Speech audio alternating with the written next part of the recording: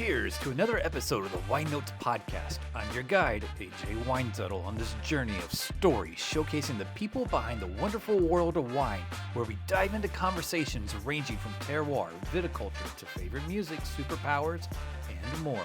Please enjoy this episode of the Wine Notes Podcast. Jackson, thank you so much for being on the podcast today. I really appreciate you taking the time. Yeah, you bet. Well, happy to be here and glad the sun decided to visit us here in Oregon today. And ready to talk some Oregon viticulture and wine. Yeah, no, it'll be great. You've been busy here lately. I think earlier this week you were doing some disgorging. Yep, we've had a few. Anytime we've just released the 21s, which is an awesome feeling coming off of what little wine we produced from 2020. So we've been busy showing those wines. It kind of feels like revisiting old friends and seeing people and kind of having wine again to share with people. It feels really natural. It feels really good. And then combined with the the duties of making the wine. Yes, we just bottled our rosé, and we did our Terroir bottling for the 22s. Just went into Terroir bottling, and so most of those will be laid down for anywhere from 2 to 5 years. It's been a busy spring of releasing wines, making wines, and now you add in the layer of the farming season fastly approaching, and which is my personal favorite, especially in the early season farming, is kind of when you set everything up. So that is kind of moves up the priority list to the utmost of importance for us and what we do. So yeah, we're excited. Yeah, no, I'm excited as well. I remember being up here last year. It was around this time. And, the frost had already kind of kicked in, and that was heart-wrenching. Yeah, and obviously some growers are impacted more than others in the valley. In hindsight, I think there was, if you had told many growers that they would end up where they did at the moment of that frost, I think many of them would have seen a sigh of relief in many of them. Right. A lot of farmers, while some were less fortunate, I can't speak for all, but while some were less fortunate, many the damage wasn't quite to the extent which we thought for some spots. So I feel like all in all, I'm speaking kind of from a broad perspective, given that we sourced from a few different vineyards, happy with the results by and large, even if they were some reduced crop yields. I think the quality was excellent, and really excited about that vintage. Yeah, no, I've heard a lot of good things, and I'm excited myself to when it actually gets released. Yeah. I have to ask the question though. I mean, with that frost and coming in, what were the conversations like with your dad about that whole situation? He has the luxury of retirement. And so when you don't have any skin in the game, and that's been all passed down to the next generation, which is us, we wear it more, and so we're more concerned with that. I was discussing it maybe a little bit more so with my peers who are in it on a day-to-day basis. My father's earned his retirement, and I think I mentioned something about the frost, and he was like, "What? When? Really?" And so he has all the historical databases and weather data, and once we got talking about it, I think his comment was, "I've not seen anything like this in my entirety of, I don't know what it was, 38 or 40 years of viticulture." And so that speaks to itself. Right. But the comment around the valley was just there was a lot of hand wringing, a lot of we'll wait and see, and that's why I made the comment earlier that given the results, I think I had friends here in the Dundee Hills who thought they were going to end up with nothing. They ended up with something to work with come by season's end, and I think they took that and said, this is also coming off the heels of 2020. The results of the results of the frost, I don't think were as damaging as some expected. Now, again, it's hard to talk in broad terms because everything was really site specific. We at our state were relatively unimpacted, but we had some sites just down the hill that we worked with, Latchkey, that the Chardonnay was really devastated. But on average, it felt like there was it was emotional, This when you are a farmer and viticulture and have a hand in the winemaking and you see the process through, you wear it and you breathe it and you live it, and it's hard not to get emotional about it, especially coming off 2020. I saw a lot of faces and a lot of emotions that were kind of like, now this, Exactly. and but it's a reminder of how resilient these vines are, and we live in a place where the climate, while it can be challenging, can also be forgiving at times, and these vines are resilient, and what doesn't break us will make us stronger viticulturally, winemaking as an industry wide. And I think we learned a lot of things for how to handle and execute in the presence of frost, and especially a frost of that severity. And I think we learned a few things from a viticulture standpoint as to how to usher those vines that were of most impact or most impacted through the remainder of the growing season, right? For health and vitality. So, again, you got to take it in stride and learn from it a little bit. But I think here we are. We made some fantastic wines off of 22 and we're looking at 23 and hoping for the best. Yeah, most definitely. It's, and speaking of resiliency and whatnot, I was surprised when I found out that, your birthday's on Christmas Day. And, what was that like growing up? I mean, did you celebrate birthday and Christmas in the same day? I mean, what was that like? I was an only child, and I think my folks did their best to, I was an only child growing up on this property, which is, it's quiet then. It was really quiet, or it's quiet now, and it was really quiet then. I can imagine. Yeah. And what was that like? It's hard to speak when you don't know anything different, I should say. That's true. It was normal for me. It was, and maybe efficient. I'm not one that likes a lot of attention, and so as a kid, I was always a little bit uncomfortable given birthdays and that type of thing. So it actually fit me and my personality to roll with it when you're overshadowed by these other figures that are associated with Christmas. You can kind of slide under the radar. That's right. And so yeah, I think there's data points for anyone coming of age, and now raising kids myself, there's certain points which you learn humility, and Of course. and it's a festive time of year, for when I was really young. I remember driving through just, the little neighborhoods of Dundee and thinking the lights were for my birthday. Then someone had to tell me that this Jesus guy kind of stole my thunder. Oh, yeah, right. Darn it. But no, it was a great lesson in humility, and although it's a joy to really have your holiday during a really festive time. Right. It also is a reminder as to who you are in the grand scheme of things, and it sets a precedent really going forward. So I don't know, I wouldn't have it any other way. So, Yeah, no, that's great. I can appreciate that. Yeah. I remember when I came up here last year, that was the first time I had met you, and we were talking, and I just got this whole sense of true authenticity, and just a down home spirit. I know your dad and Ken Wright came up here from Kentucky. Just saw Ken last night. Yeah.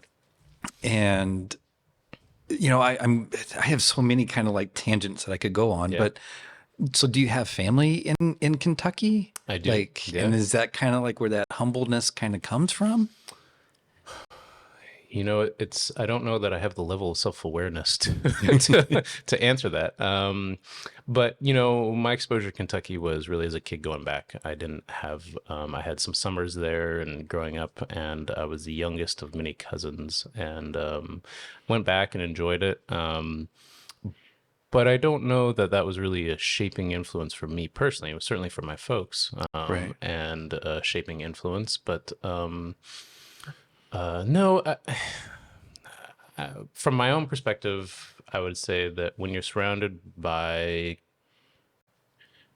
as many people who have accomplished as many things as they have in this industry, and even though, Oregon wine is just a drop in the pan for global wine production, but Right.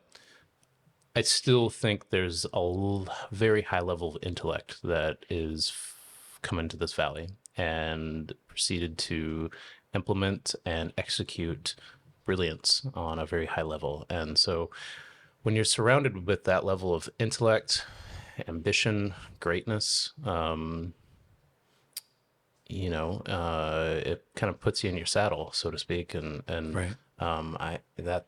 that's my answer for just my attitude and approach is that the seasons can humble you. Oh yeah, most As we were definitely. just talking about, the seasons can humble you. Right. The process can humble you. A lot of things can. And so, I've just seen through my childhood, adolescence to adulthood, um, the different ways of which people have navigated this industry. And I've always appreciated those that understood their role in it and understood their importance and significance, whether that be to whatever degree that may be. And so, yeah, I think that's my best answer to your comment. No, and that's fine. I mean, there is. I mean, you grew up, in a very around a lot of, I'll call them legends in the Oregon wine industry. Yeah, giants.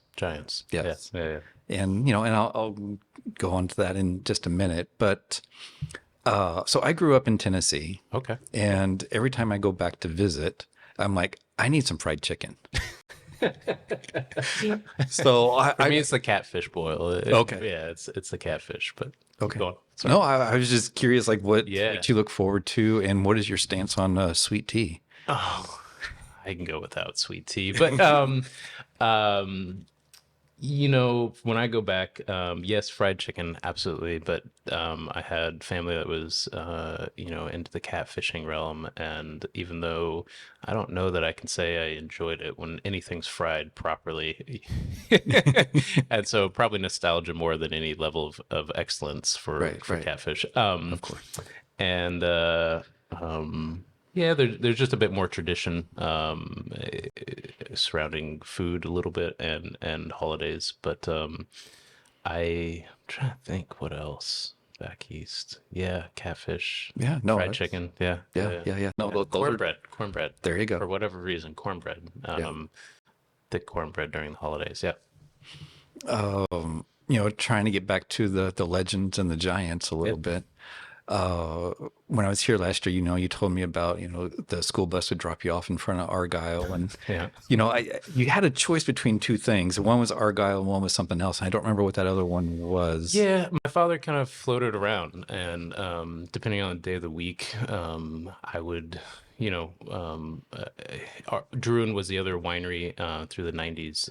I grew up with Bill Hatcher's kids, and we would make a ruckus in the cellar of Druin come time to time. Yeah, that was much more of a weekend stop. But certain days a week, when you're an only child and your parents work, you go to work a lot.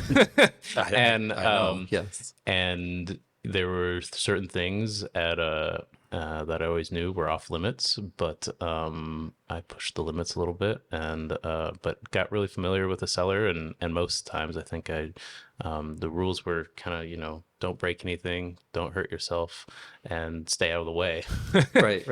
And most time I was probably the worst at staying out of the way, and so they usually put me to work, whether it be the bottling line or cleaning or something.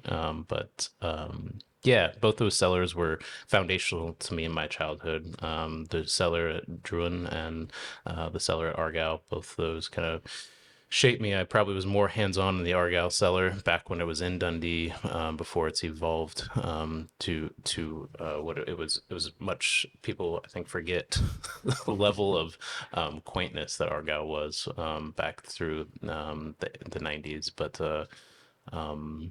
Yeah, both those, I was influenced. The Druin family would frequently visit, and because my father worked with them, there was a lot of in-depth conversations, whether it be after hours, in the late days or evenings, or surrounded. They have a house over there on the property that would do dinners, or here in this house. I remember many of the meals and wine. I don't remember what wines. I'm sure they were great, but. Yeah, it was a playground for a kid, and whether you realize it or not, osmosis takes place. And and there's no resisting it. It just does, right? Right. Yeah. And when Right. you can, you know, I could. I woke up at 16 and knew the difference of a monopump and a flexi impeller pump, and how many 16-year-olds understand the usage for both and Right. the do's and do's nots of both. And it was just something that I kind of had inherently absorbed, and the ratios of citric and sulfur for barrel solution. There's just things that I absorbed and knew because of my situation. And so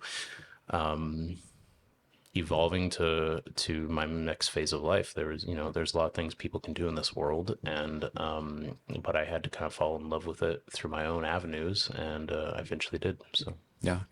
And I think, I'm not going to mention any names, but not getting when you were getting in the way, or got in trouble, had some bottles thrown at you or whatnot. yes. Yeah, no, you're 8, 9 years old, a rascal in a winery, which probably is not a place for an 8 or 9-year-old to make his playground, but it was. And yeah, I remember silicone bungs became a dangerous commodity. I knew where the clean basket was, I knew where the dirty basket was, and Right. silicone bungs became a bit of a game, and as well as saran wrap. It's not saran wrap used in kitchen. It's wrap that they wrap pallets with, and many pranks were done with bungs and silicone wrap, and dry ice. Forklifts, lifting desks up on pallets, hiding people's desks. Yeah. So I'm curious. Can you say whose desk you might have hidden? If not, There's a gentleman named Jason, who worked in the cellar of Argyle for a while, and he had a cellar back there. We lifted his desk up and hid it up in the. He came into work one day, and his desk was up high, with the chair sitting on about 4 pallets high, and so it's wrapped in saran wrap, and yeah, just little things like that, things that when you're trying to go to work and be productive, you don't need a little shit 12-year-old, whatever it was, right. doing the things I was doing. But it takes a village. Ultimately, it takes a village. Right. And Right. for as we were talking earlier about humility and all those things, and so looking back on it now, having a 4-year-old and 2-year-old myself, I realize it takes a village, and sometimes you learn the social cues and you learn the do's and don'ts, not always from mom and dad. It takes a village to guide you, sometimes with a more firm hand than others as to what's appropriate and what's not. And Right. Roland Souls was a second father to me, and slapped me around pretty good when I was doing dumb shit. But it was, in hindsight, I'm thankful the fact that really I had a lot of eyes on me, and Right. and there was never anything I wasn't going to go too astray. There was a lot of eyes on me, and even to this day, I kind of feel like I represent a little bit of the village which I came from, which was the wine industry from the '90s, and so I wear that badge with some honor. Yeah. No, that's awesome. And you were saying that you had to kind of fall in love with wine, on your own path, and football was a big thing.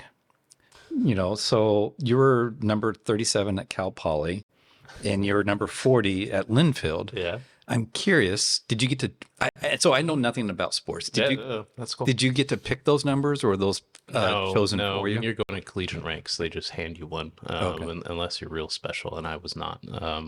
But no, I did not get to pick those numbers, and yeah, but formidable. No, Yeah. Okay. Did those numbers mean anything to you today? Nothing. nothing. Other than 40 grams is the amount of sulfur we put in our dry. But no, I have zero significance. All right. Well, Yeah. I was just Good curious. homework though. Good Yeah. homework though. But no significance. I wish I could make something sexy up, but no, no significance. Just what was handed me when I walked in the locker room as a teenager for a collegiate program, and so you wear it. Okay. Yeah. That's fair. And during that time, you convinced one of your professors to, experiment in his own moonshine barn. So a couple questions. One, a moonshine bar, I just like barn, like Yeah. holy cow. I'll give a little more context. Okay. For those in the industry will know Scott Robbins. He's a horticulture professor at, or farm manager at Oregon State University. Scott, if you're listening, if I got your title wrong, I apologize. And down on the river, he and his friends, they call themselves Chateau Bozo. It's his you know, they are a bunch of fine gentlemen that enjoy the art of fermentation and distillation. And so they did quite a few spirits, but they also did quite a bit of wine. And at the time, I was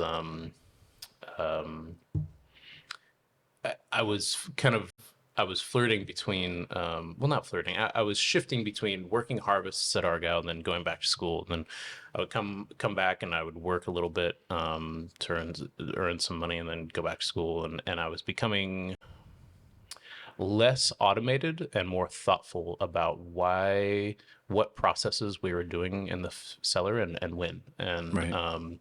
And so it was about the time I started to experiment on my own with Pinot, and so I was looking just for a space that wasn't far from school to do my own thing, and that was the place, Chateau Bozo. Scott Robbins was really kind to host me there, and made a little bit of wine, and many students, not many, a surprising amount of students that run through. I wasn't in the viticulture or enology school at Oregon State, but it's a common data point for a lot of people that are going to Oregon State and have interest in the Oregon wine community. Scott Robbins has been in the area for a very long time, a very gentle, kind soul that has a very cooperative nature about him and hosts folks who want to do experiments. And I was lucky enough. I said, "Hey, Scott, I think I can get a barrel or two of Holstein or a state vineyard, and would you make it with me if we did it, if I could use your spot?" Right. So, yeah, absolutely. So off we were. And so, yeah, kind of through the process of finding my own curiosity in the process, and was thankful to gone down that path and see kind of the, at a very fundamental level, when you strip it all down, what it is that is occurring, what it is we are doing of really ushering grapes into their next stage of life. And it was a great atmosphere with no pressure and no consequences to understand my process and begin my process of trying to execute what my vision was. And it was a great, it was formidable and gentle. So Yeah, no, that's cool. So after you did that experimentation, is that when you kind of fell in love with the making of the wine, or? Yeah, I did a stint in brewery for a bit, and I did a stint in, my hesitation with the wine industry was sometimes the pretension that followed, and so for me, I was really curious in the fermentation sciences, and so I was kind of dabbling between the two, but I really found that there was just a more wild nature to the vinification of wine, and it was partly through that process, but also through some of my friends in Australia that pushed me to come down and work for them in Yarra Valley, and they kind of infused they infused their charisma around the process, and that is, I was coming out of college and I had an option. You can go work a desk job. I thought I was going to do some land conservation work, and which sounded fun, but it was going to be a grind to get to a spot you want in that route, right? And or I could go travel, eat great food, and make wine with people who I loved and had fun with. And my then partner, now wife, Ayla, was along for the ride, and so it's kind of felt like you can always come back to this desk thing, Jackson. So get out and use the industry that's raised you to this point, use it as a avenue to see the world a little bit. And so spent some time in Australia, and I think the level of the charisma, for any of those who have Aussie friends, they just have a level of charisma around their process, and a level of comedy too that is infectious, and so I think it was there that I understood I kind of started to fall in love with it a little bit more beyond the experimentation, but also saw individuals doing their own brands, making their own wines, and kind of approaching it with a level of intensity and seriousness, uh, but not taking themselves too serious, and it's Right. a really hard balance. They were professionals, they were on point, they were making fantastic product, and I was in a cellar where there was custom crush. There was other people making their wine as well as the broader brand making theirs at Earring Station, and so I was able to see a few different approaches, and not just those approaches in the cellar, but approaches to the profession and the sales side of it. And I kind of saw that it didn't have to be everything that I had issue with. It could be something that was a bit more authentic, word you used earlier that I try not to overuse, but it felt right, and I needed those examples. I had the examples of really serious professional winemakers here in the valley, but I needed a little bit more of the casual example, yet well executed, and I saw that, and it helps my brain wrap itself around what this life would look like, and that I can dictate those terms. And Right. so it was impactful, and yeah, part of the journey. Well, that's awesome. I can only imagine, Yeah. right? Yeah. The journey that you've been on, and at what point did you decide to dive into sparkling? I mean, growing up around Argyle, I mean, you were always Yeah. around it and everything, but like, why did you decide to go ahead and take on sparkling? The challenge, Right. the execution, and the result. There's a lot of producers around here that sparkling has become, is coming up in the valley, clearly. But it's not easy to do well. It's really hard to do well. Yes, it is. And you've got to, details matter. And I find that the level of precision is really transparent in the traditional method, and so I had some insight to the methods that Rollin instilled at Argyle, and I had some insight into some others, and for my time abroad, and so we won the challenge, and I won the experience, and ultimately I was just not afraid to fail, but I also knew I was surrounded with enough greatness that I wouldn't let myself fail, and they wouldn't let me fail. And so we started in 2017 with our Blanc de Noir, and it was something that I had to kind of break off the training wheels a little bit. I leaned on friends and a little, and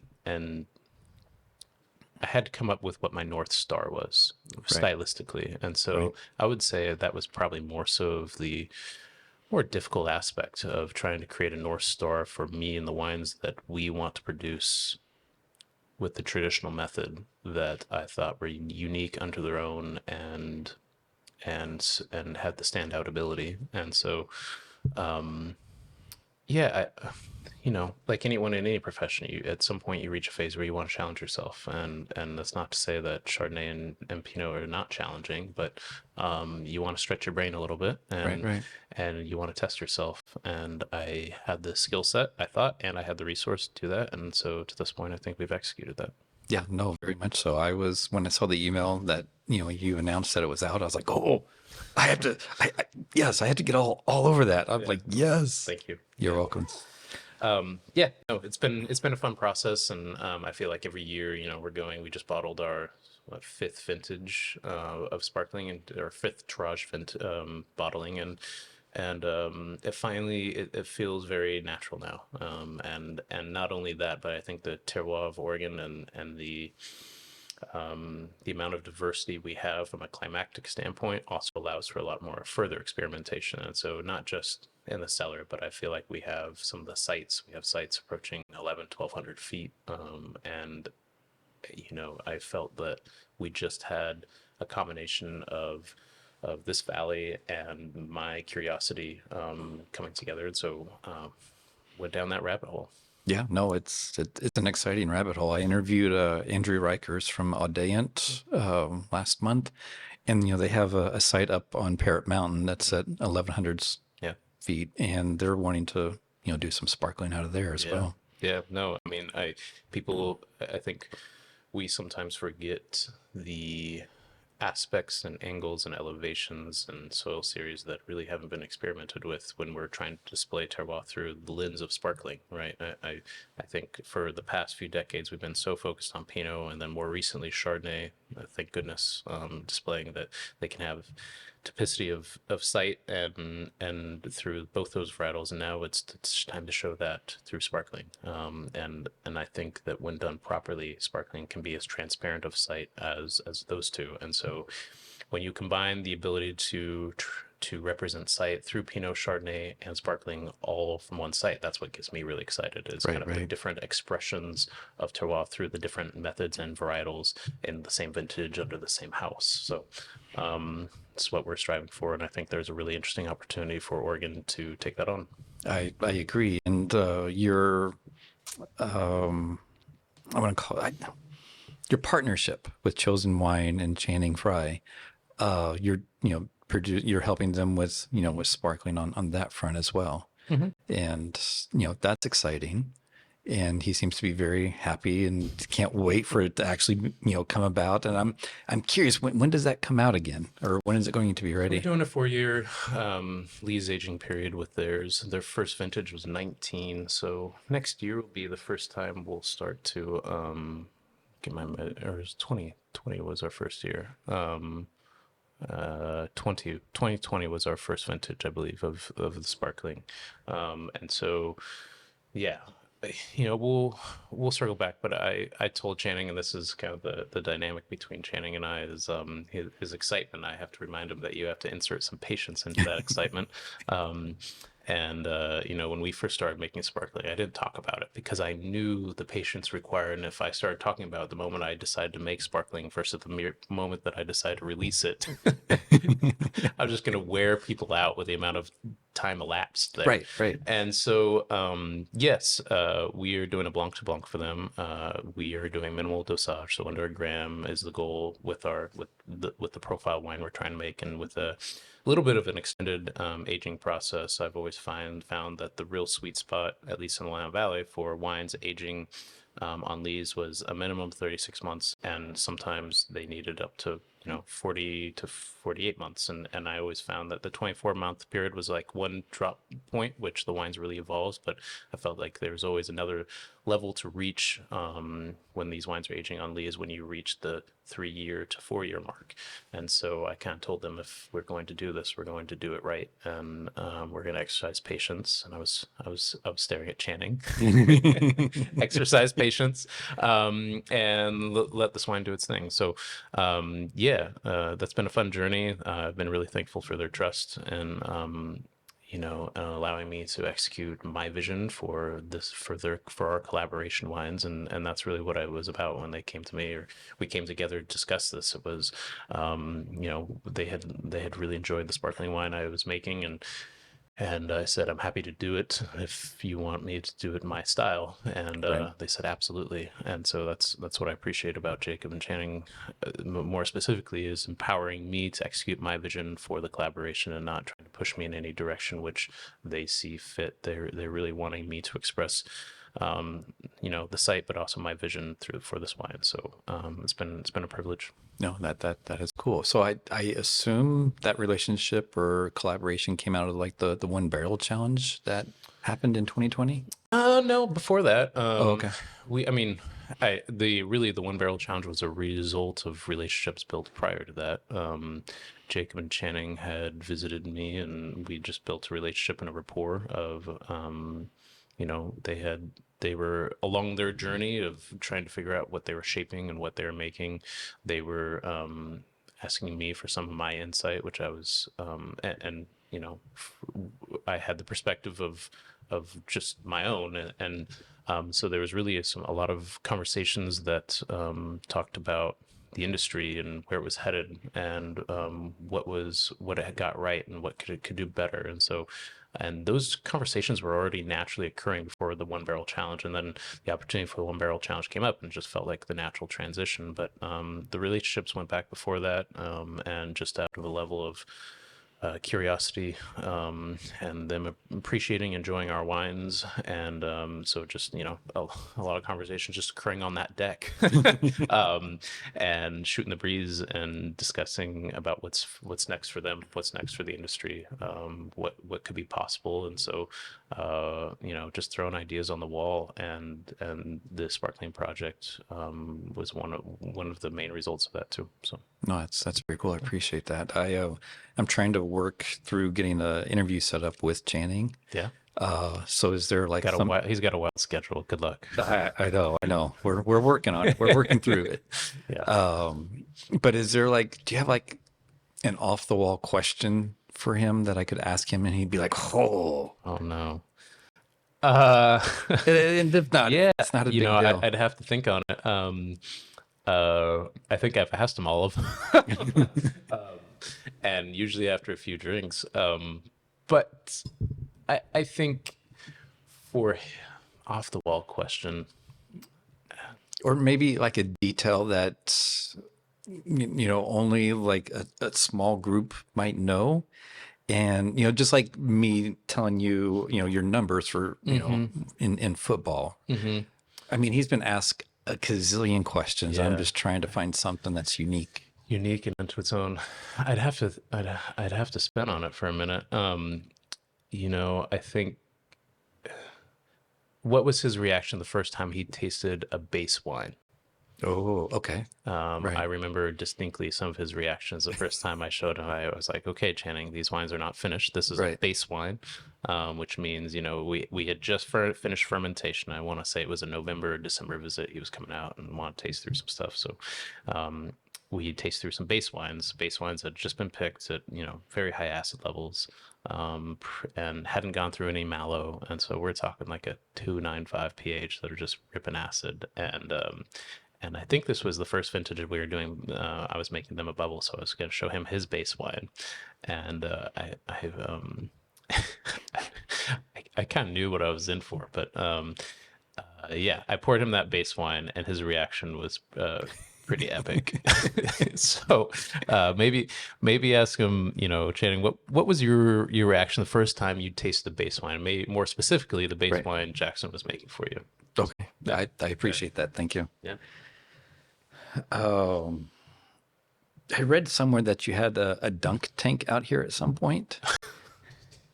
Digging. And I was just like, "There's a dunk tank out here." I didn't think not a dunk tank. No, just like the harvest tradition / farming summer tradition, as we get some picking bins and fill them up with water and kind of have some beers with the team, or now it's really turned into a kid show. But no dunk tank as much as we have picking bins that sit around all year, and we only use them once a year for picking, and after harvest for washing and cleaning things. But they're great little pools. That would be great. And those long days after farming, and that are dusty and hot and dirty, and you want a beer, but a beer tastes even better when you're in the cold water. Right. So we do that, and then we utilize the water afterwards for the lawn, and it's a great way of just like kind of, especially our small team, it's just a great way of like finalizing the day, especially those hot days where no one really wants to be here much past 2 or 3 o'clock. It's just a good way to end the day. And up here, the sunsets are beautiful. And there's been a few dips. No, that's cool. That it's like,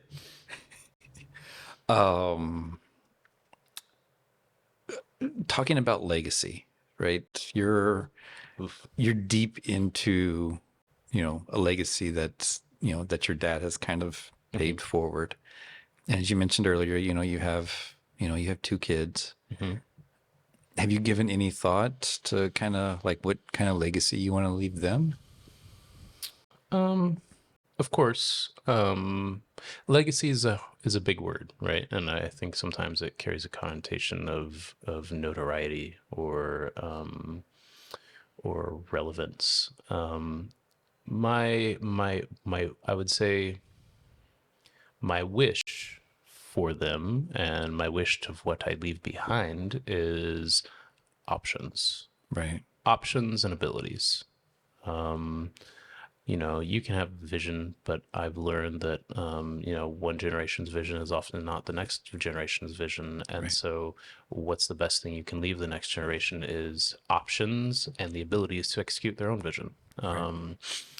I want them to be thoughtful, clever, creative, and humble, and I want them to have a canvas to express themselves. If that's in this industry, fantastic. So I think Ayla and I have our desire is to leave them a canvas which they can continue painting on, understanding that if they take on what mom and dad have done, that there's already some paint on that canvas, and but room to make it their own. Of course.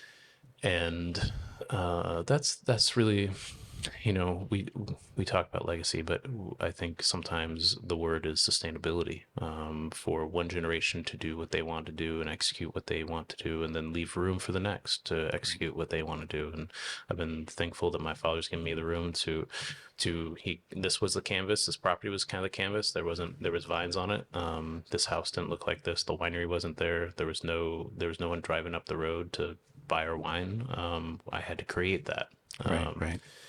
And so whether they compound on that or they go a different direction, they'll have the options and the abilities to do that. And that's really what I think of when the word legacy comes up. I don't think about notoriety or what will be remembered for. I just think of what I'll pass along, and I think there's just nothing more powerful than passing along the reminder that they're capable and they have the option to execute that capability. Yeah. No, it's a beautiful answer. Thank you. You're welcome.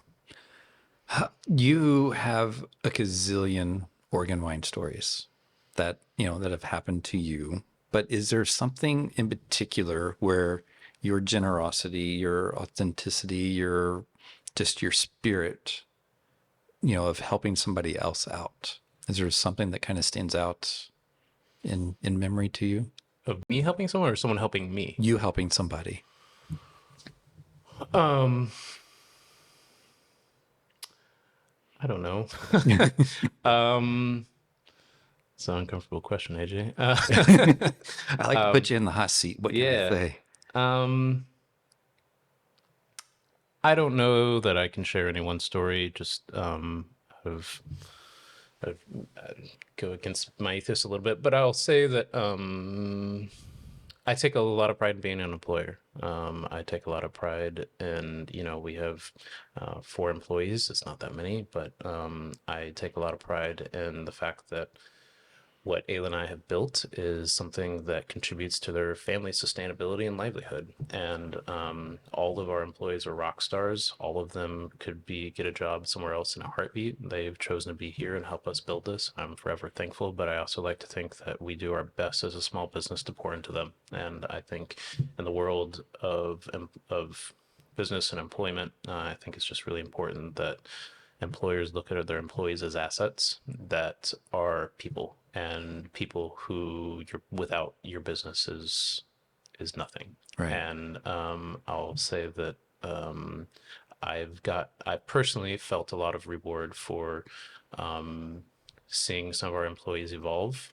and seeing some of them take next steps while being with us. And that's not all because of us. That's because of they are who they are, and they care, and they have the ambition, but just giving them the avenues or the venue to expand on whatever their skill set, capabilities. That's been really rewarding. And that's just something when I started this journey, when Ayla and I started this journey, I didn't anticipate that level of satisfaction of watching people around me evolve with their own skill sets. It's just something that I didn't anticipate. When you think about making wine and growing, the employment aspect really eluded my forethought. Right. So, yeah.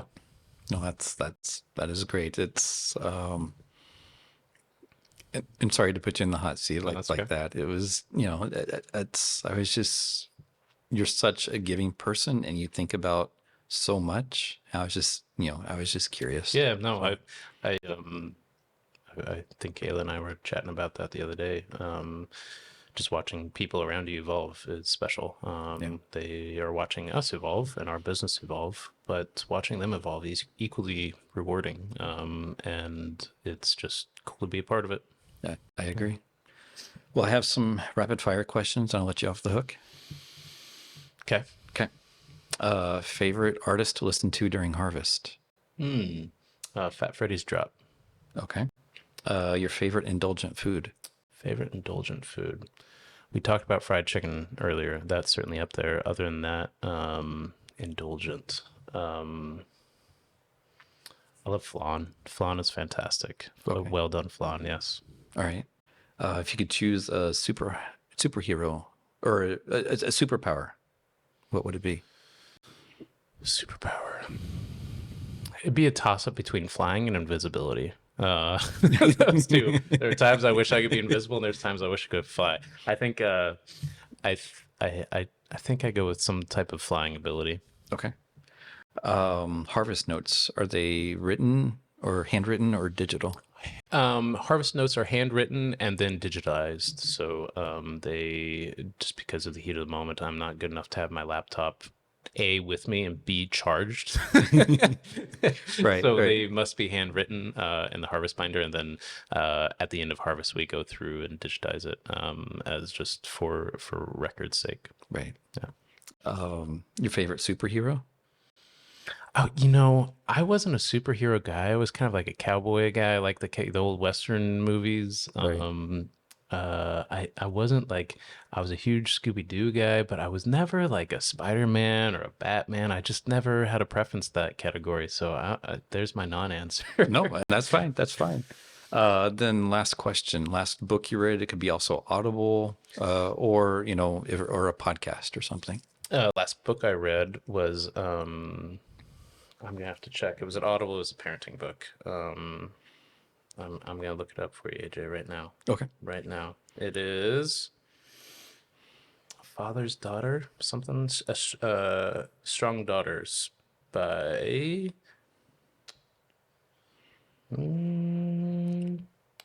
Meg Meeker. Was listening to that on plane ride. Just talking about raising strong women. I was a single child. I didn't watch any siblings evolve or be raised, and so being a parent, I oftentimes think about if there's how I'm approaching my parenting and try and be thoughtful with that. So yeah, that was my more recent one. Yeah, no, I'll have to check that out. Yeah. I have a 14-year-old daughter myself. Yeah. I'm still digesting it and still thinking as to what aspects of it I subscribe to and which I maybe disagree with, but thought-provoking nonetheless. Oh yeah, I mean, different perspectives. Always, right? yeah, And just getting an idea. Totally. All right. Well, that's all the questions that I have. Cool. Awesome. I appreciate your time, and this has been a blast. You bet. It was a pleasure. Thank you for coming out here. Thank you for your inquisitiveness. Something is, for this industry, it is there's so much underneath the surface, and there's always this superficial level which we think people want to consume, right? And for some, they want to go deeper, but they don't always know the questions to ask to kind of crack the ice and go beneath and dive into some of the depths and the little nuances of this industry. So I commend you for this. I commend you for bringing the information to people in a format that is digestible and nuanced. So thank you. Yeah, no, you're welcome. It's a joy to do. Awesome. Right, Thanks, thanks. AJ.